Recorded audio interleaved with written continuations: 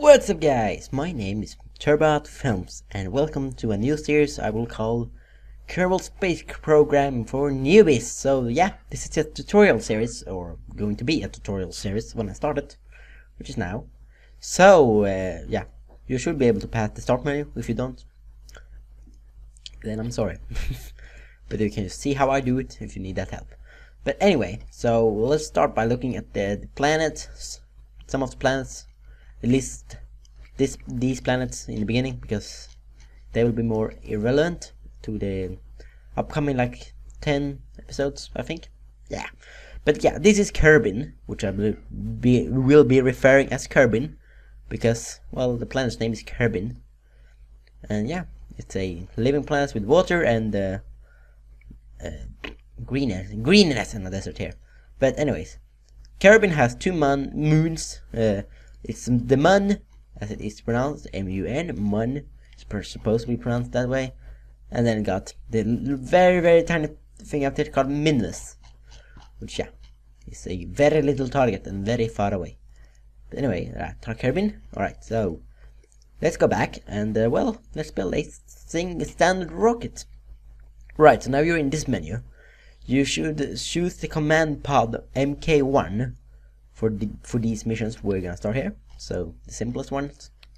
So you can just place a FTL 400 fuel tank, and yeah, I can see this engine's name. You guys probably can't either.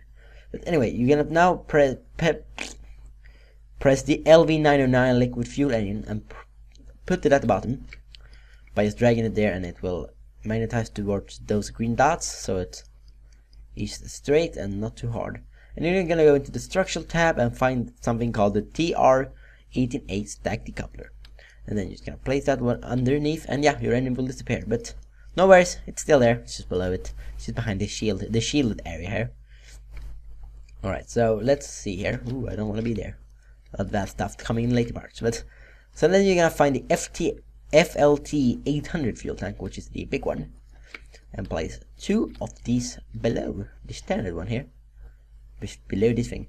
And you're gonna use this. There are two of these kind of looking ish engines here, but you can see you can use the one with the smaller head.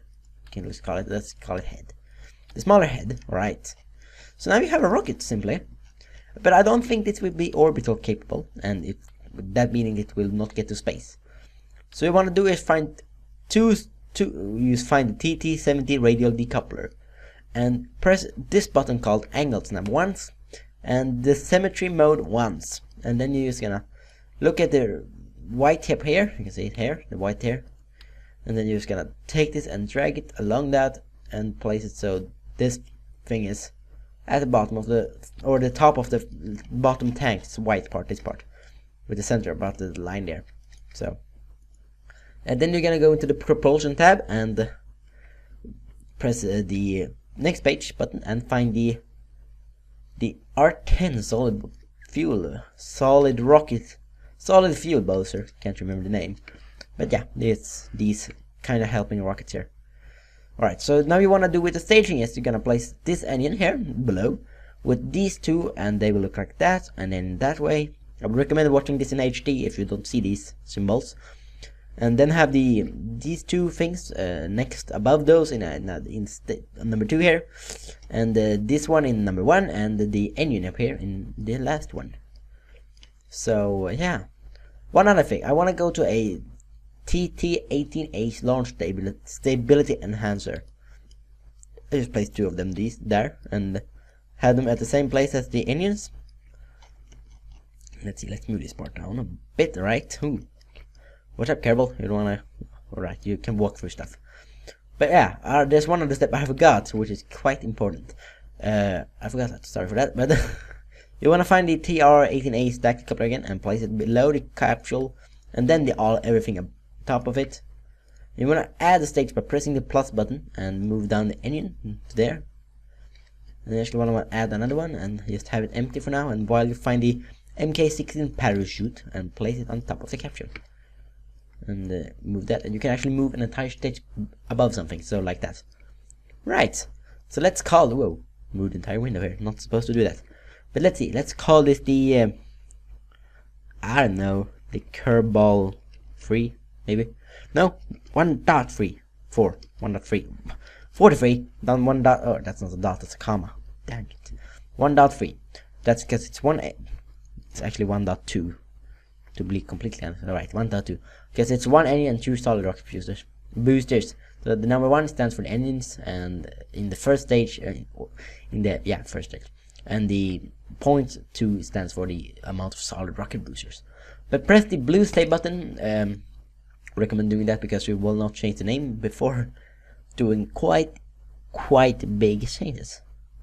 But yeah, you will end up with an astronauts down in here in the window. Oh, I'm actually gonna have to resize that maybe. I'll see. You can guys can probably see the nav ball and stuff, but you can probably not see Hensor Kerman is ready. So I'm gonna press the left shift button to actually engage and degage your throttle, and R to activate RCS, and T to activate SAS, but you don't need to know that right now. Another thing, space is your actually your, let's say, stage decoupler, so, or not stage decoupler, but you can activate everything by just pressing buttons on those things here. See? Alright, so, well, yeah, activate everything, even engines, even that one. And decouples and activate parachutes, and yeah, not too much important. But I want you to throttle up now, and be ready. W, A, S, and D is of course the control keys, and the Q and E is also, but that's just for rolling, so that's not so important. But we want to press space so you can actually lift off. Well, now you can see we are flying, and you want to keep your head or the dot here about the top of the nav ball, which is where all the collected part of the red one is actually collected. But when you get to about 150, you can actually decrease your throttle to about below the T. That should be good.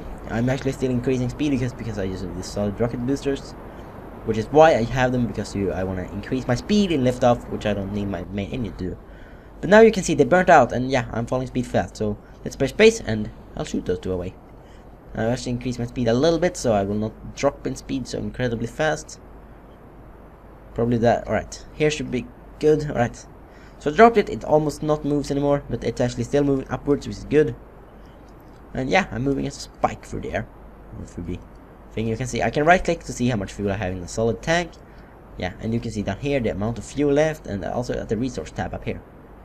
So when you get to about 10 kilometers or 10,000 meters, if you don't use the metric systems, you can actually start angling yourself towards 90 degrees, which is the, if you have the north down below, it's the most right.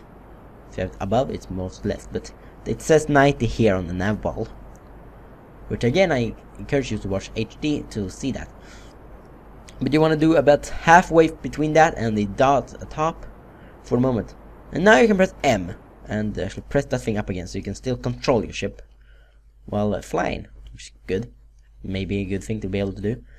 But now you can see I can look at the apoapis, which is this is the angle I will fly in. So this is my so-called guest angle and show. So I'm about going to a maximum height of 35 kilometers or 35,000 meters. I'm actually not controlling the nav ball because I'm looking at the screen above. Yeah, I would actually encourage you to look at the nav ball at all times, because that will help. Alright, when you get to about 48 or 45, I guess, you can actually angle yourself towards 90 exactly, and you will increase that a little bit slower, but you will actually make the entire bow longer, I guess, trajectory, you're reading words up here, but you make that longer, and you can see that, whoa, I'm falling down, I'm losing control of this thing. But when you can see this thing actually hitting 100 before the comma, you can actually press X to cut your engines down, or maybe have them at a very little fuel, and actually angle yourself towards the 90 degrees, or the 90 degrees down below, just before hitting the planet. And then you can throttle up at there again and extend this thing, making it a bit higher, not too much though. So yeah, alright. I have run out of fuel in the first tanks, the first two. So let's press space and get rid of them. And press space to activate the second engine. Right. So let's see. Now I can press the dot and the comma to increase my speed moving through the world. Hopefully this rocket will make it to the space, because I don't know. We'll see. But you can see now I'm still angling myself towards the, or trying to, towards the dot here, which is a good thing because it will increase your planet's beginning. You can press Alt, just the fast, and another dot, and you will actually move a bit faster. Not recommended though if you're not used to it. So remove that again. But as you can see, haven't passed my apoapsis yet, which is good. So I'm just burning. I'm burning towards the moon. Not really. That's another episode. After I learned you to go to space, maybe. Then I will learn you to do the moon, and when I learn myself to go to Venus, I've been to other planets like the Mars thing, equivalent, I guess. I've been there. I have been everywhere. I've been to that, and yeah, just talking here while I'm continuing. But you can see I got a periapse now. A periapse is where, yeah, simply I have an orbit now. So alright, you have 121 possibly, or I have, and 79. You don't want that. You don't want that. So try to fast forward. You can see this is an error because it's a bug. But you can go towards the apoapsis here. Go as close as it can to about right there, which is as close as I can get. Go to the this thing here with the circle and 3 lines going for it, and I can burn here, and I can increase my other part here. So I can try to increase that to 121 too. So that's a 113. Not that good because I need to be a bit higher. So let's burn slowly, very slowly. Alright, you can see 121 and 122. This is a awesomely done orbit. And as you can see, I didn't even think this thing would actually go into space. So yeah, I surprised myself there. But I want to go to the sunny side of the planet, and I'm going to show you one more feature before we go down on the planet again. Right, so if you hover over your guy, the Hensor guy I have, you probably have another one. But you can press the EVA button, and you will jump out of the spaceship. And you can fly away from it. Woo! In weightlessness. But if you want to go back, yeah, you can't. Yeah, of course you can. You can press R to activate your RCS on the little guy. And you control it with Shift. Shift is up, Control down, and W, A, and D, forward, backwards, and left and right. And now you can just, and it will actually nicely say grab. And I can grab it. And well, I can actually enter the thing again. And there's another thing. I can press the IVA, and then I get a little inside cockpit view. And yeah, you can say I got quite an awesome looking scenery here. I got a planet below me. Yay! But you're right. Now we have been in space. Awesome, right? Yeah, I thought so. Ooh, I activated SAS by mistake here. So now I can actually get to the one that looks like the other one, but with a cross in it. I can show you that this is the thing you don't want to burn towards when lifting off, and or when you want to make your orbit bigger. This is making the smaller thing. So you can see if the lines are at straight up and left and right, exactly, you know, that makes your orbit bigger. And if they're up and a little bit down on both left and right, closer to the other side here, that will make it smaller. So now I'm gonna actually make my orbit smaller. So let's see. This might be a stupid thing. So I'm gonna go to the dark side first before I do this, because I wanna land in the sunshine. The sunshine, huh? No, not really, but anyway.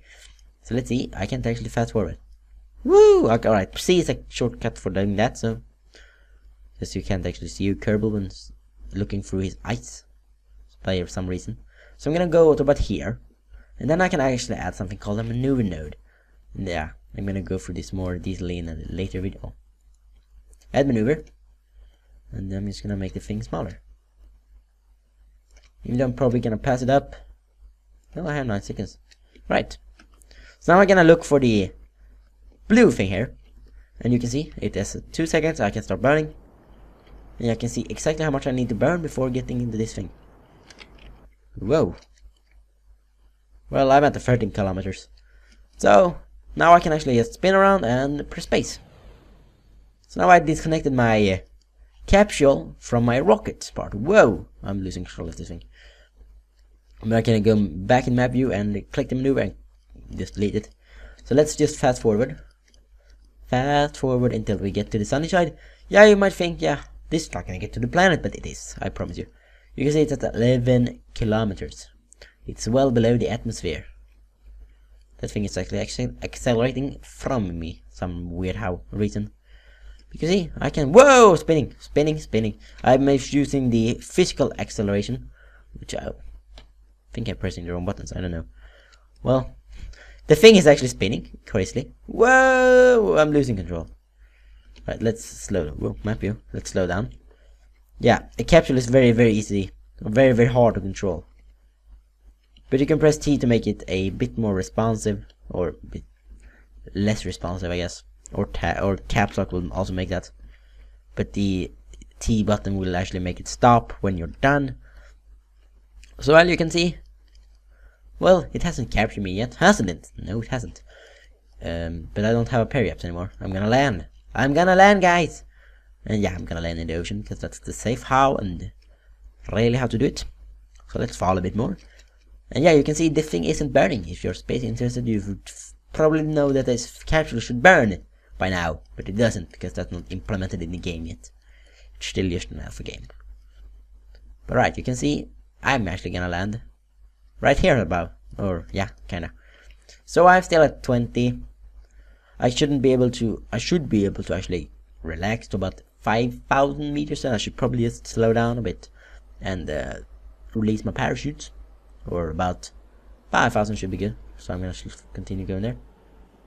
Alright, let's see. Alright, 5,000, press space, parachutes out, and now it's a drag shoot. It's slowing down the last part here. Hensor is happy because it doesn't kill him with the G-forces, which is great. That it doesn't murder him. So, well, you can time accelerate through this, but when you get to 500 meters, be careful because accelerating above 1 in the physical time warp at the surface will rip you apart because the parachutes deploys that time. But now we can fast forward all the way down to the surface, or at least to the water. Whoa, hello. See, yay, upside down, awesome. That's just how the capsule works, not my fault. Let's see here. Alright, 60 meters left before touchdown. 40, 30, 20, 10, 11, 9. Oh, I can't count that fast. But yeah, now Hansor is back on the planet of Kerbal. He survived the very first space journey of the Kerbals, at least in this series. So let's press escape and end flight. And in flight you will get the outcome. Flight ended, just because there's no mission. So I got the lift off at 0000, and at 33 seconds after 33 seconds separation of stage 5 confirmed. At 2 minutes and 58 seconds separation of 4 confirmed. 30 minutes in, whoa, yeah, that's a fast forward. This video isn't more than 20 minutes yet, but you can see Hansor went on an EVA, and 26 seconds later he boarded the Kerbal 1.2. At 51 minutes and 30 seconds I separated for landing. You can see the most G-force I got was 3.4, probably in the liftoff actually, and I was about in space for 1 hour 6 minutes and 33 seconds total. And my highest altitude was 122,640 meters, or 122 kilometers. Won't be that. Total distance on ground covered. I actually went 7 million meters on the land. So if I would drive the thing on land, I would have traveled 7 million meters. That's quite far. That's 700,000 kilometers, I think. So now you're just gonna press the space center, and you'll be back here. Hopefully you will have luck lifting off your rocket in the future. There'll be another tutorial tomorrow, I think, or maybe in the day after that. But stick on the channel, please subscribe, and you will see more of this. So I'll be back. Bye.